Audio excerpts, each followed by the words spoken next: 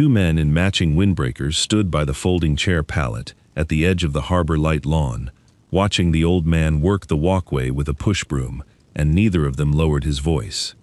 "He know the motorcade's inside the hour?" the taller one said. "4-star, coming through that gate. Somebody ought to walk the janitor off before the camera's set up." 12 years he's been doing this, the other said, like the number itself was the joke.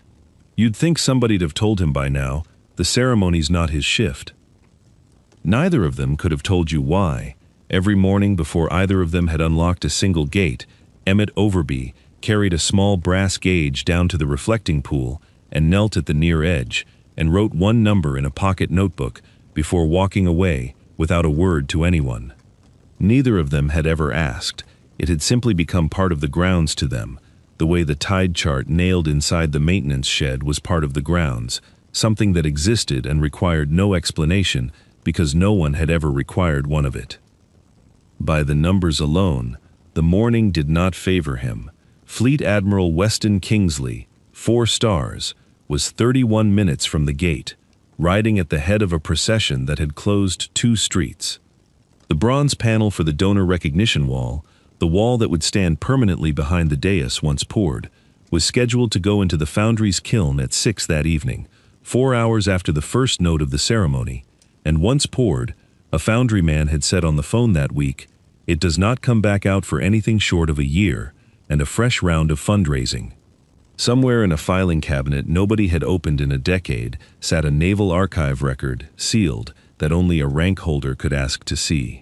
And on the lawn between all of that stood a man in a gray uniform with a broom, 12 years into a job neither of the men watching him could have named with any precision, sweeping a walkway that had, in its own way, been built on top of him. He did not sweep faster when they laughed. He did not sweep slower either. He kept the broom moving in the same even arcs he had used the morning before and would use the morning after, the bristles catching a fallen jacaranda blossom, a foil gum wrapper, a curl of ribbon left from yesterday's flag detail rehearsal, and depositing each of them without ceremony into the dustpan he'd left propped against the low stone wall. If either man had looked closely, and neither did, they might have noticed that when he reached to right a folding chair, someone had knocked crooked. He did not lift his right arm past the height of his own collarbone. He turned instead, his whole body pivoting like a man closing a heavy door, and set the chair straight with his left hand while his right stayed low, patient, uncomplaining. If you have ever measured your own morning by a number no one else would understand, a mile split, a blood pressure reading, a balance you check before anyone else is awake, a name you say to yourself before your feet hit the floor, you already know what he's counting, even if you don't yet know why. The 2 men in windbreakers went back to unloading chairs. The old man kept sweeping, and 41 years of tide, and 12 years of silence, and one evening's appointment with a kiln at the foundry went on ticking down behind his back, exactly as they had every day, unnoticed, unhurried, and entirely unfinished. The uniform told most of what a stranger needed to know, if a stranger had bothered to read it.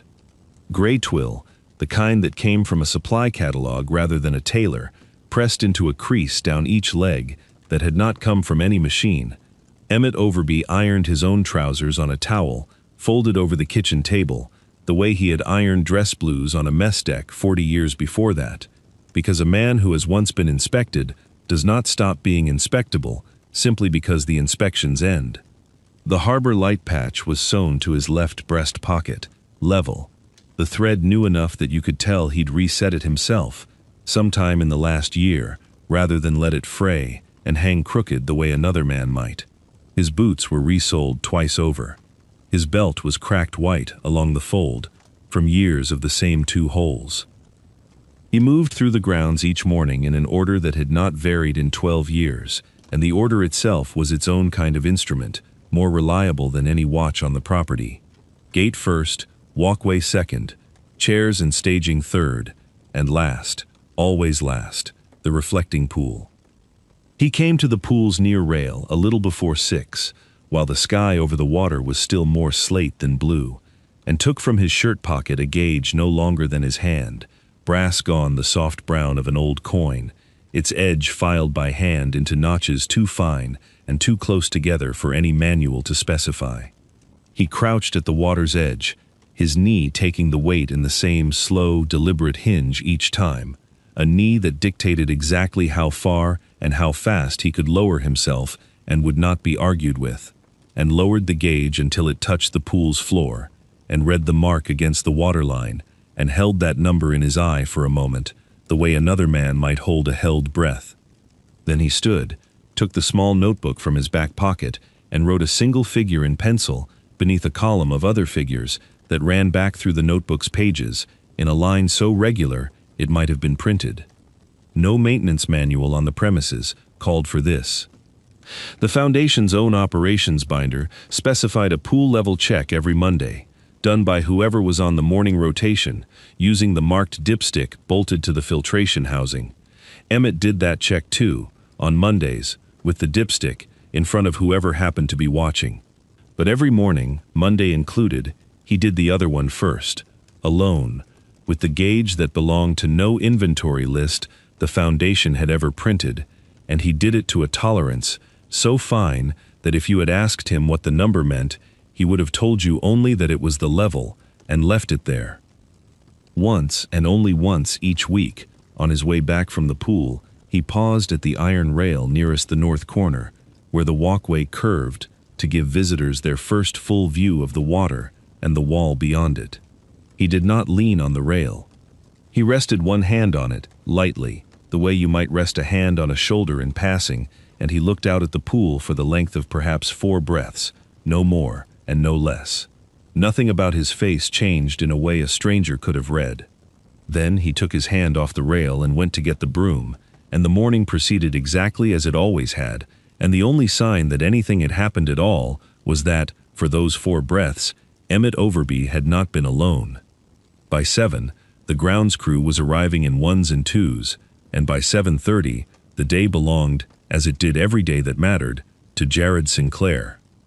Sinclair crossed the lawn with his printed run sheet rolled into a cylinder in one fist like a relay baton, a Bluetooth earpiece blinking faintly at his temple, and he was already 3 problems into the morning before most of his staff had found their coffee. The caterer's truck had been due at 7 and was not answering its phone. The seating chart for the front 2 rows, reserved for donors whose names would, that same evening, be recast permanently into bronze, had been quietly rearranged overnight by someone trying to be helpful, which meant 2 feuding families were now seated across the aisle from each other instead of on opposite sides of the lawn where they belonged. Sinclair solved both before 8:15. He rerouted a produce delivery driver he recognized from another job to run interference with the caterer's dispatcher, got a callback in 4 minutes, and had the truck rolling by 8:40. He resorted the seating chart himself, standing at the folding table with a red pen, moving 4 names by hand, faster than the software could have refreshed, murmuring the reasoning aloud to Kira Nunnally as he went, so she'd know how it was done next time. Whatever else could be said of him, and plenty would be said of him before the day was through, Jared Sinclair ran a tight floor, and he ran it the way a man runs something he actually understands. It was on his way back from the caterer's truck, run sheet still rolled in his fist, that he passed the reflecting pool and found Emmett standing at the pump housing with 2 fingers pressed against the intake line, the way another man might check a pulse at the wrist. "Pressure's running high on the new pump," Emmett said. 3 words past that was as far as he tended to go unprompted, higher than the housing's rated for, by feel. Sinclair didn't stop walking so much as slow to a hover, checking his watch against the run sheet as he did. The plumbing contractor certified that pump Tuesday. Full inspection, signed off, cleared for the ceremony load. He said it the way he said most things that morning, briskly, not unkindly, a man moving 3 tasks ahead of the one in front of him. "Per the program, we're clear on facilities. I appreciate you flagging it, Emmett, I do.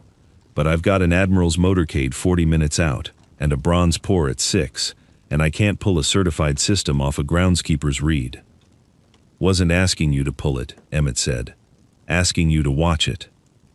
"Noted," Sinclair said, already 3 steps gone, already back inside his earpiece, already solving the next thing. Kira Nunnally stood by the folding table with the seating chart still in her hand and watched the exchange the way you watch two cars that almost, but don't quite, collide. She was 6 months into the job, young enough that half the donor names on her chart meant nothing to her yet, and she had learned quickly that Sinclair was usually right about the mechanics of a day, even when he was short about the people in it.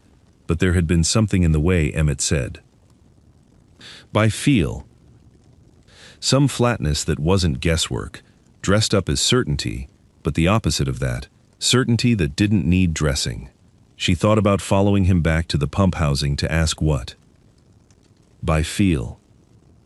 Actually meant, she thought about it long enough that the moment passed, and she went back to her chart instead, telling herself the plumbing contractor had signed a paper and a groundskeeper's fingers had not, and that paper, this morning, outranked fingers. The gatekeeping arrived in small, ordinary sizes, the way it always had, and Emmett met each piece of it the same way he met the tide chart in the shed, as information, not as insult. A member of the flag detail, a crisp young petty officer down from the base for the ceremony, found Emmett's supply cart parked along the rear access path and asked him, politely enough, to move it because the honor guard needed that lane clear for their formation. Understood, Emmett said, and moved it himself, in under a minute, without being told twice, and the petty officer thanked him the way you thank a stranger and moved on without another look. An hour later, in front of 3 donors touring the grounds before the ceremony, Sinclair caught Emmett wheeling a trash bin along the donor walkway rather than the service path behind the hedge. We keep maintenance traffic on the back route during tours. Emmett, you know that, he said, loud enough that the donors half turned to watch the correction land. Per the program, Emmett didn't argue the point or explain that the service gate had been chained for repair since Tuesday. He said, "I'll take the long way," and did. And the donors went back to their tour having witnessed nothing more than a young director keeping his grounds crew in line, which was, in its way, exactly what they had witnessed.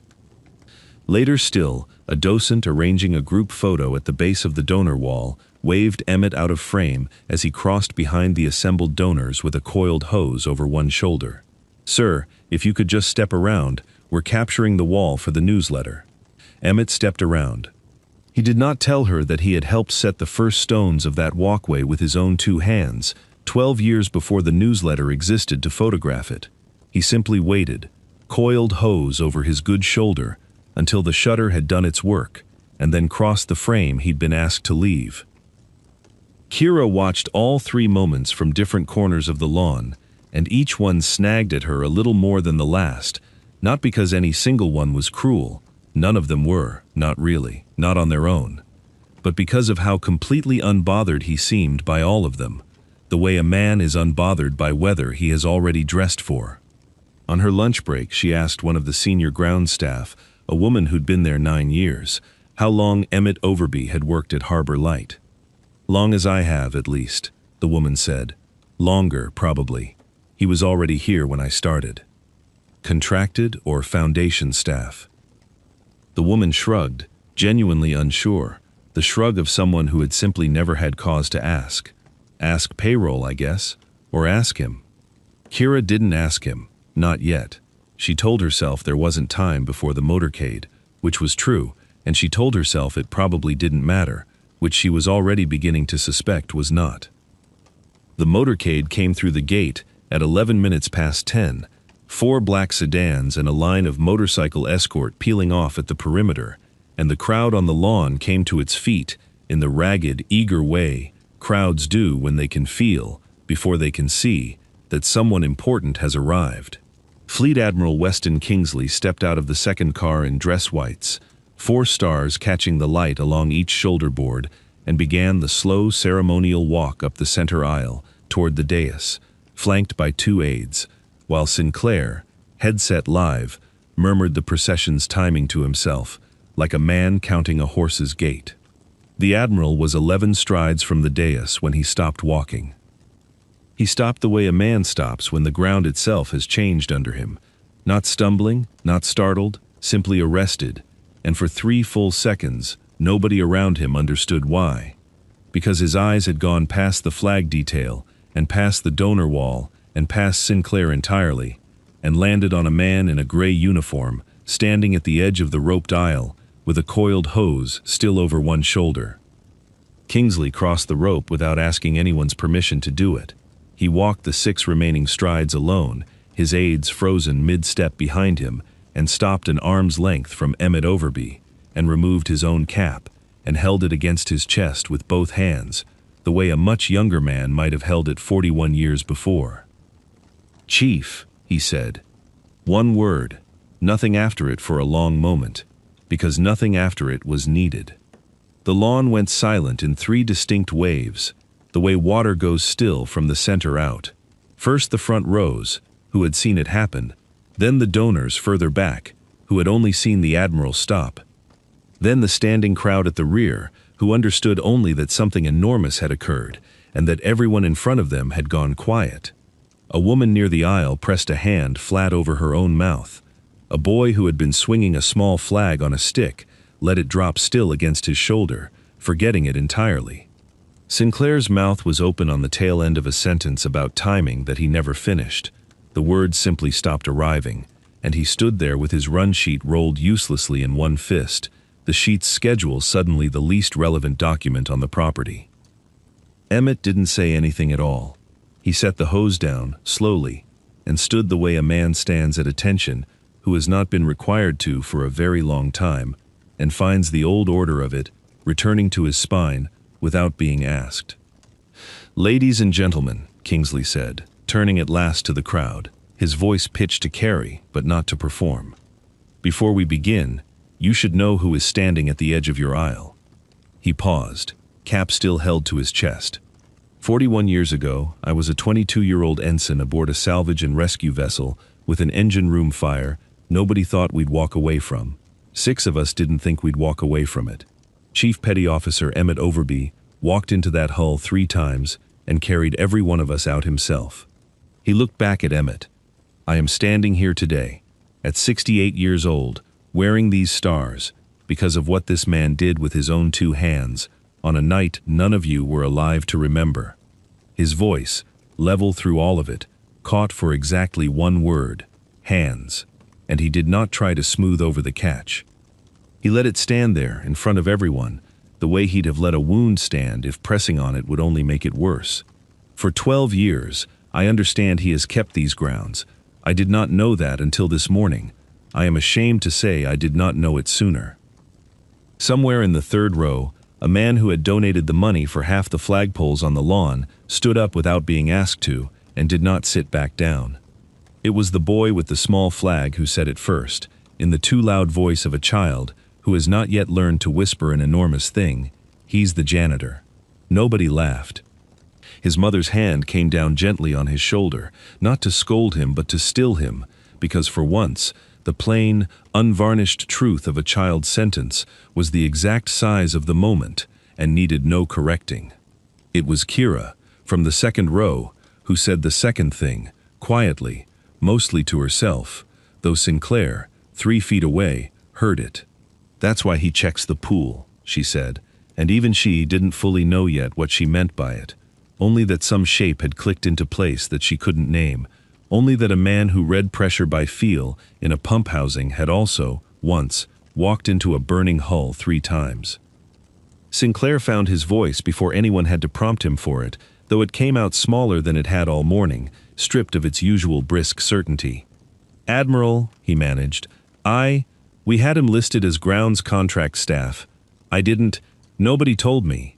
"No," Kingsley said, not unkindly, turning the word over like he was testing its weight.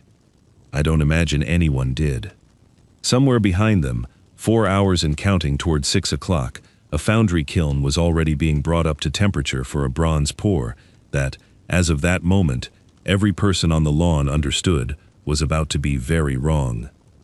The word moved through the crowd faster than Sinclair could manage it, and within 20 minutes, someone, a docent or a donor's assistant, nobody afterward could say for certain who first said it aloud, had walked the length of the recognition wall, reading names under her breath and come back pale, saying there was no Overby on it.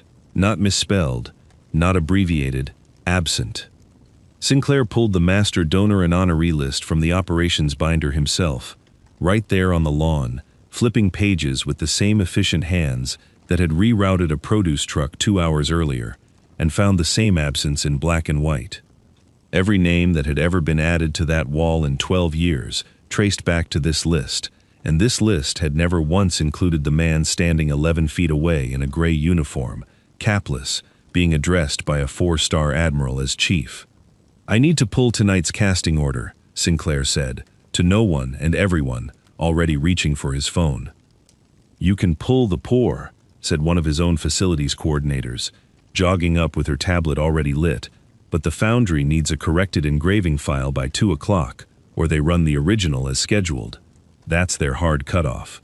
After 2, the mold's already set." Sinclair looked at his watch, then at the wall, then at Emmett, who had retrieved his hose and was standing quietly at the rope line as though the last 20 minutes had happened to someone else. "Chief Overby," Sinclair said, and the title came out of him carefully, like a man trying on a shoe 2 sizes larger than he was used to. "I want to fix this today." "I do, but the Foundation's own bylaws require rank and service verification from an official service record before we alter a permanent memorial listing. That's not me being difficult. That's the policy that's kept this wall accurate for 12 years. He didn't hear the irony in his own sentence as he said it. Nobody yet did. "Do you have discharge paperwork, a DD-214, service record, anything with a service number we can submit to the archive today?" Emmett was quiet long enough that Kira, standing nearby, thought at first he hadn't heard the question. "Records are sealed," he said finally. "Ship went into a salvage board of inquiry after the fire. Whole file got classified restricted access, same year I made chief. Takes the rank holder himself to request it unsealed. Nobody else can pull it." "Then we need you to request it," Sinclair said. "Today. This morning, if we're going to make the 2 o'clock cutoff." Emmett's jaw worked once, the only visible sign that the request had cost him anything. "Haven't asked for that file in 39 years, he said. "Didn't ask for it when I took this job either." He looked past Sinclair, out at the pool, at the wall, at all of it. "Man doesn't come back to sweep a floor because he wants his name back on a wall." "I understand that," Sinclair said, and for the first time that day, he did seem to understand something, though not yet the whole of it. "But the wall's getting poured at 6, whether your name's on it or not. And once it's poured for a year. I can't fix an absence I can't prove." Kira stepped in before she'd fully decided to. "Chief Overby," she said, the title still strange in her own mouth, still new enough to feel borrowed. "This isn't about you wanting anything. It's about the wall being wrong. Those aren't the same ask." Emmett looked at her for a long moment, the kind of look a man gives someone who has, without knowing it, said the one thing that might move him. Then he took a slow breath, the kind that cost something, and reached into his breast pocket, not for the gauge this time, but for a folded card, soft at the creases from 39 years of being carried and never once produced. His own service number, written in his own hand, in pencil gone silver with age. "Make the call," he said. "I'll sign whatever they need signed." The archive released the file at 12:40, faxed in sections to the Foundation's front office, while Sinclair paced the width of the lobby, with his phone in one hand and the run sheet, forgotten now, hanging loose in the other. When the last page came through, it was not the confirmation anyone had braced for. It was worse, and better, in the same breath. The file did not simply verify Emmett Overby's rank. It contained, word for word, the transcript of the memorial's own original dedication speech, delivered 12 years before Kira Nunnally was old enough to be hired to organize its anniversary. A speech that named, specifically and at length, one man as the sole rescuer credited for pulling 6 sailors from the burning hull the Harbor Light Memorial had been built to commemorate. Chief Petty Officer Emmett Overby, named once, in full, in the founding ceremony's own printed program, a copy of which was stapled behind the transcript, yellowed at the corners, unmistakably real. "He's not missing from an early oversight," Sinclair said slowly, reading it a second time as though the words might rearrange themselves into something easier to hold. "He was named, on day 1, Somebody had to take him back off.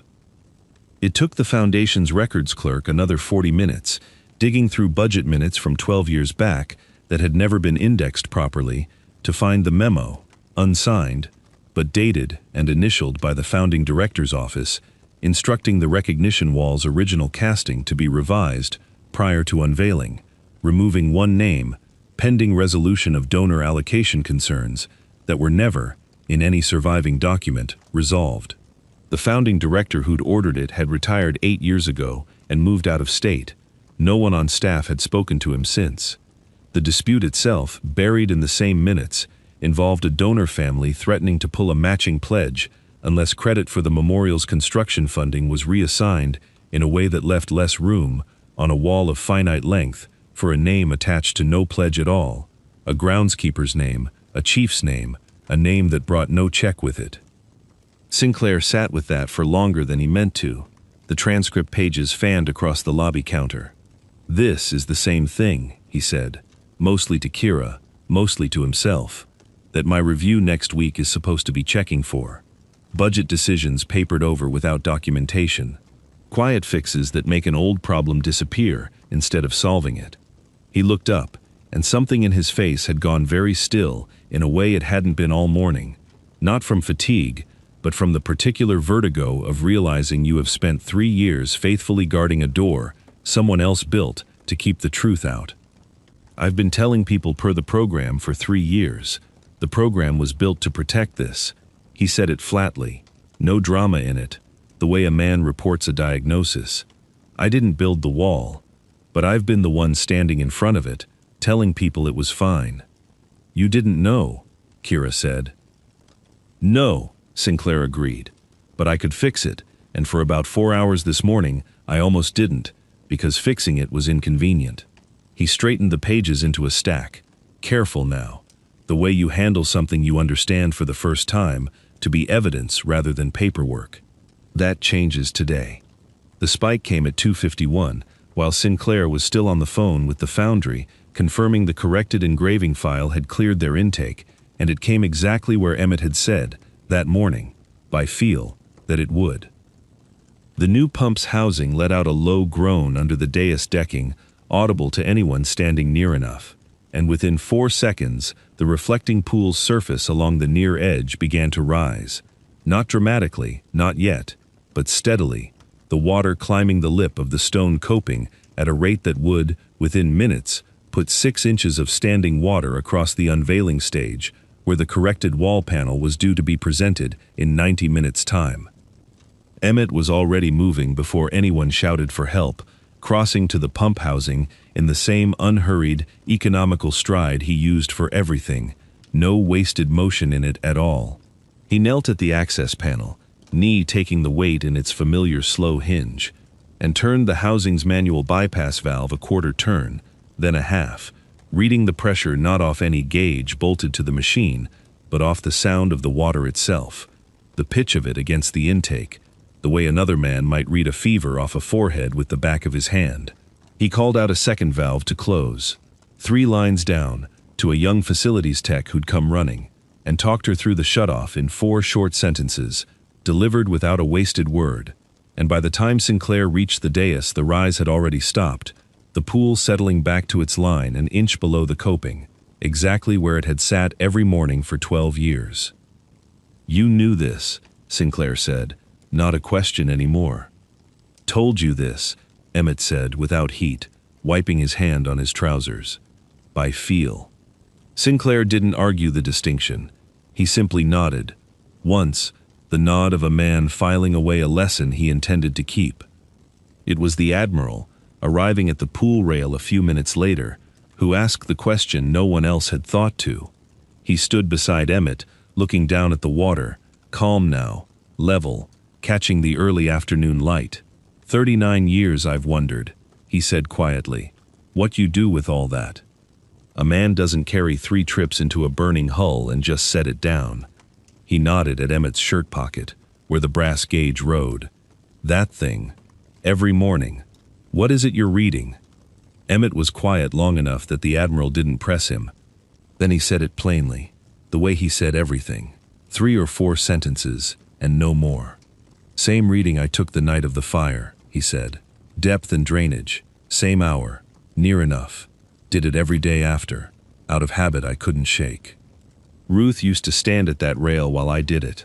He looked toward the north corner, toward the spot where the walkway curved to give its first full view of the water. "She passed 11 years ago. I kept coming anyway." He had not come back every year for the wall. He had come back because she used to stand at that exact rail and count the names out loud, and stopping felt like losing her twice. "It's not maintenance," Emmett said, and that was as far as the sentence needed to go, and as far as he let it. Kingsley didn't offer him anything for it.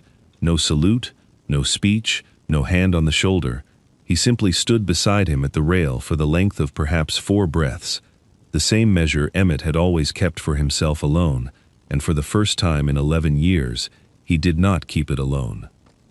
Sinclair walked the corrected engraving file to the foundry gate himself at 5 o'clock, on foot, though the foundry was 11 blocks from the memorial and he could easily have sent a driver. He stood at the gate through the whole of the pour, past 6, past 6:30, until the foundry's shift foreman came out, wiping his hands on a rag, and told him the panel was set and cooling and would be fit for transport within the week.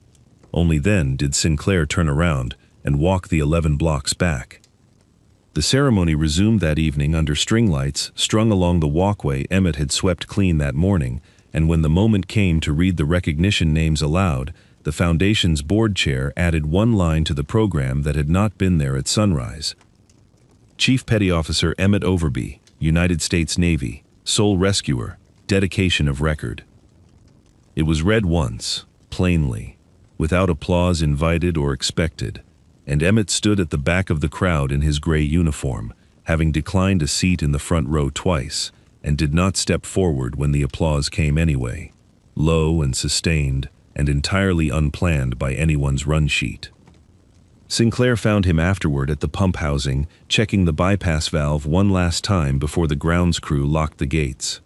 "I owe you an apology. I don't think I can fit into one sentence," Sinclair said. "Don't need it in one sentence," Emmett said. "Fix the wall. That's the whole of it." "It's fixed," Sinclair said. "Bronze doesn't lie twice." Weeks later, the lawn was empty again at 6 in the morning, the string lights long since taken down, the donor tents folded away, the last of the ceremony's chairs stacked in the shed.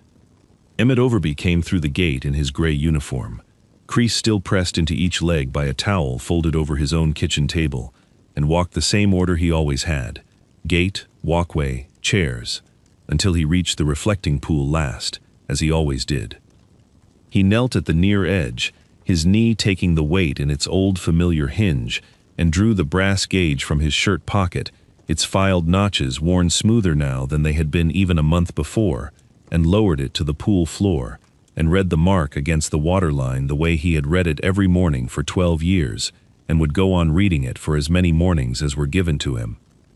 Behind him, catching the first flat light of the day at an angle that made the new bronze seem almost warm, his name sat fixed on the recognition wall, exactly where it had always belonged, exactly where it would now stay. He did not turn to look at it. He wrote the number in his pocket notebook, in pencil, beneath a column of numbers running back through years, closed the little book, and rose to get the broom. Some names get poured in bronze. His almost wasn't. Somewhere in your own family, there is a name that took too long to be spoken. Tell us what it is, and who finally said it. The water in the reflecting pool lay level and undisturbed behind him, holding, as it always had, exactly the line he had set for it.